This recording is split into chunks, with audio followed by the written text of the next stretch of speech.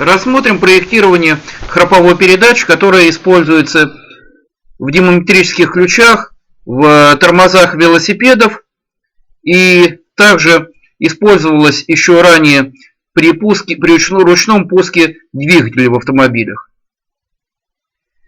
Данный вид храповой передачи мы будем проектировать с использованием такой операции, как логическая операция или булевая операция. Булевая операция названа была в честь ученого, который разработал математическую логику, то есть, не разработал, внес вклад в разработку математической логики, и в честь него эти операции были названы булевыми операциями, а сам раздел математики назван булевой алгеброй логики. Создаем первую деталь.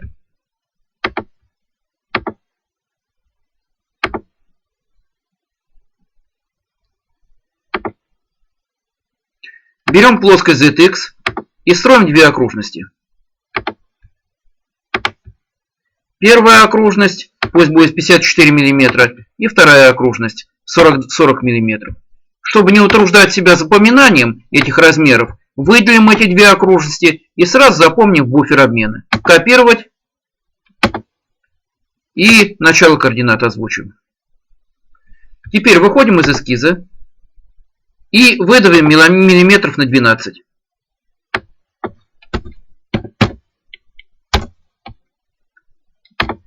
Далее сечем зубец. Сделаем зубец храповика. Но секущую плоскость сделаем такую, чтобы она, например, была перпендикулярна плоскости XY. Для этого берем верхушку, вот верхнюю грань, верхнее основание, заходим в эскиз. Видим, что вот пространственная плоскость X, а вот плоскость X, которая пространственная ось X, а вот ось X, которая направлена на плоской системе координат. Мы видим, что они сонаправлены. Пространственная ось X и плоская ось X. Далее возьмем отрезок и из начала координат проведем так, чтобы он пересекал внешнюю окружность. Далее ищем точку по привязке, пересечения. Из пересечения проводим строго перпендикулярный отрезок. Но он будет перпендикулярен также к плоскости XY. Первый отрезок удаляем, выделяем и на делete. Выходим из эскиза. Вообще-то, чтобы он шире виден был, вот выбираем ближайшую точку и проведем еще один отрезок. Вот, чтобы они сонаправлены вдоль одной линии были. Выходим из эскиза. Берем плоскость XY и снова в эскиз заходим.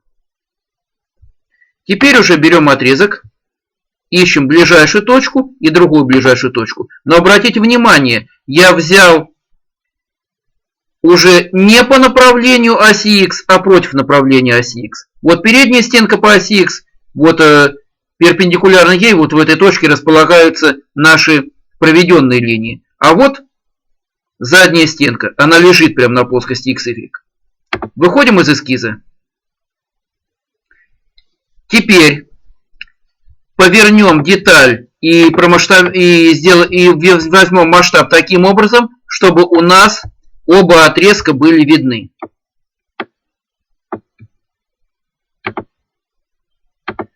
И масштаб, чтобы у нас отслеживались эти отрезки. Вот первый отрезок, вот второй отрезок. Далее добавляем на панель инструментов, но если нету такого инструмента, такой операции, как плоскость через три точки. Плоскость через три вершины. Выбираем и несем на панель инструментов. Выбираем плоскость. Далее по привязке ищем вот первая вершина, вот вторая вершина. И вот она, третья вершина. Останавливаем операцию. Вот у нас получилась плоскость. Теперь этой плоскостью нужно усечь деталь. Выбираем сечение поверхностью. Выбираем плоскость. Вот она, плоскость через три вершины. И направление. Выберем направление так, чтобы направлена вверх была стрелка. Утверждаем. Вот у нас получилось усечение. Чтобы зубец получить, усекем плоскость XY. Выбираем плоскость XY поверхностью. и направление стрелки, чтобы вдаль была направлена. Утверждаем. Вот у нас один зубец получился. Далее выбираем теперь вот этот зубец, и его надо скопировать по концентрической сетке 2 раза. Массивы. Массив по концентрической сетке. Выбираем, какие объекты выбирать. Тела выбирать. Вот выбираем зубец. Параметры. Выбираем ось. Ось Y. Далее количество копий 2. 2 копии. Утверждаем. Теперь надо немножко сверху его, чтобы он правдоподобно был, усечь и подтянуть немножко снизу. Выбираем теперь объект смещенная плоскость. Заходим на вспомогательную геометрию, смещенная плоскость. Выбираем в качестве исходной плоскость ZX. И на расстоянии 10 мм, пусть будет 10 мм. Так, ну и направление, чтобы вверх было направлено. Утверждаем. Останавливаем действие. Далее заходим снова на рубрику редактирования модели, сечение поверхностью и выбираем смещенную плоскость. И смотрим, куда стрелка направлена. Вверх, значит верхняя часть у нас удалится. Так, счесали верхнюю часть. Теперь немножко потянем снизу. Берем плоскость ZX. И заходим в эскиз. Чертим 2 окружности. Но можно тут чертить, а можно вообще-то вставить из буфера обмена. У нас есть эти окружности. Выходим из эскиза. Выдавливаем. Выдавливаем на 2 мм. Утверждаем.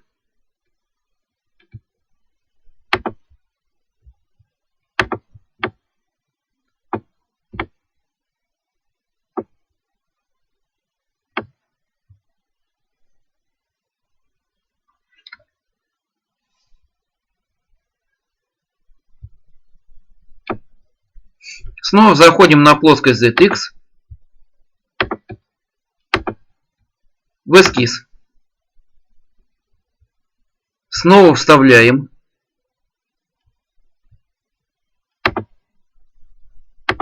Две окружности. Выходим из эскиза. Далее выдавливаем. И выдавливаем в обратном направлении.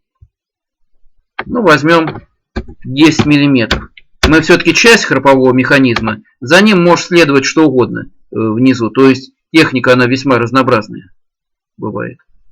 На самом деле техника, она очень разнообразна, поэтому тут все что угодно может быть.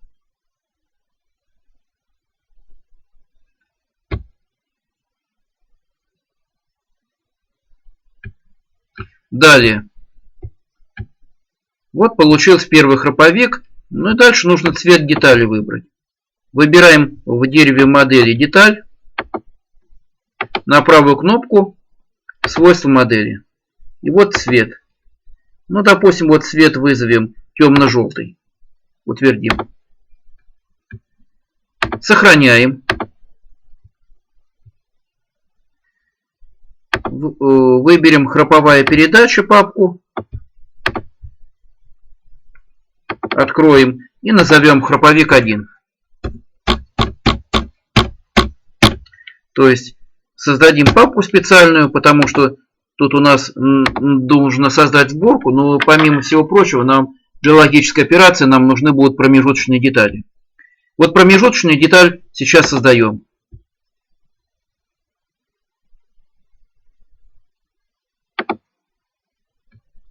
Заходим на плоскость ZX.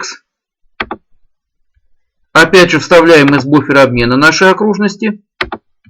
Выходим из эскиза. И выдавливаем в прямом направлении. Так, тут у нас обратное направление идет. Выбираем направление прямое. Так, на 32 мм хватит. Поэтому вот тут у нас часть храповика. Дальше тоже может быть все что угодно. Пружины, валы и так далее.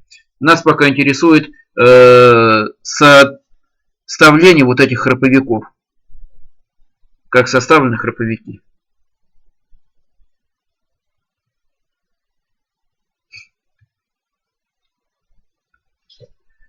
Далее сохраняем. Называем промежуточная деталь.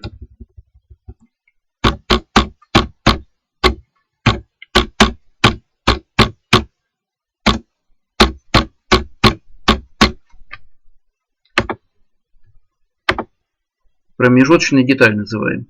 Так, теперь создаем новую деталь. И используем операцию деталь-заготовка. Выбираем промежуточную деталь. И ставим вот на начало координат. Начало координат совмещаем.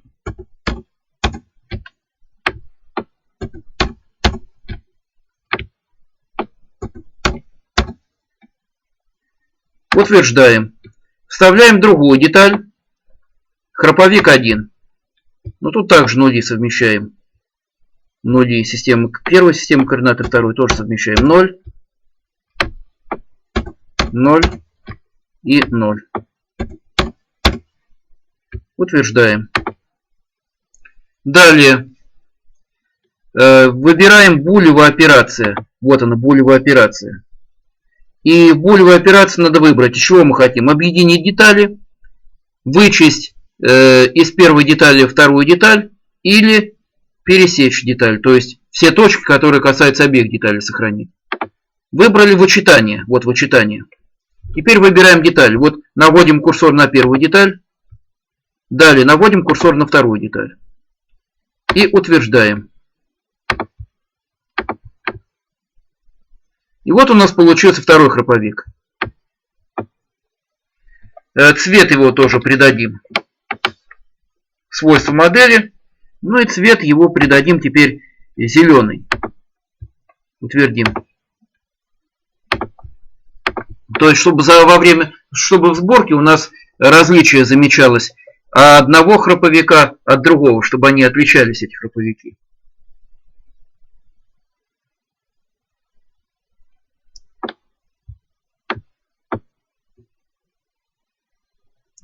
Сохраняем. Называем храповик 2.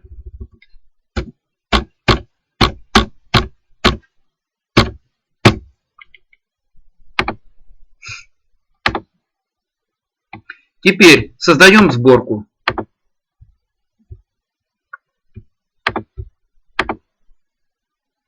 Здесь сборку можно составлять двумя способами. По сопряжениям, а можно размещая начало системы координат детали, опирая на какой-то из точек сборки. Вот сейчас мы вторым способом по координатам возьмем. Храповик 1. И опираем на первую точку его. 0 вводим. При каждом наборе нажимаем Enter.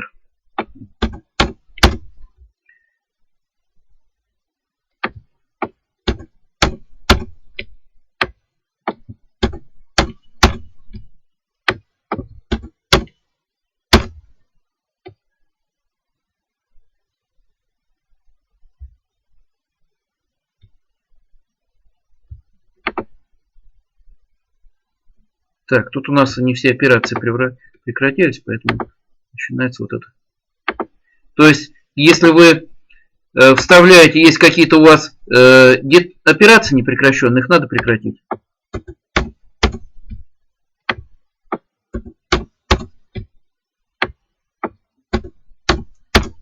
Вот. И вот утверждаем.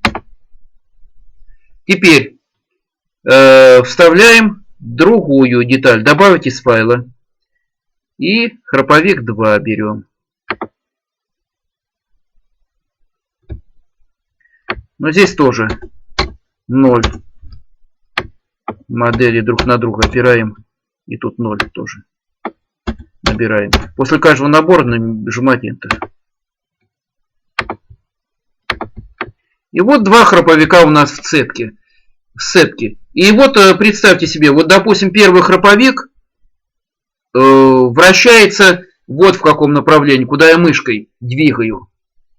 А второй храповик держит какая-то пружина. Понятно, что чтобы вращать вот второй зеленый храповик, пружина, за счет пружины осуществляется сцепление первого храповика со вторым. Но при очень большом моменте сил зеленый храповик может подвинуться вверх при очень большом моменте сил. И вот желтый храповик может перескочить из одного зацепления в другой. То есть будет срабатывать как трещотка, а зеленый храповик перестанет двигаться. Это при очень сильном моменте сил, когда пружина уже перестанет сдерживать желтый храповик.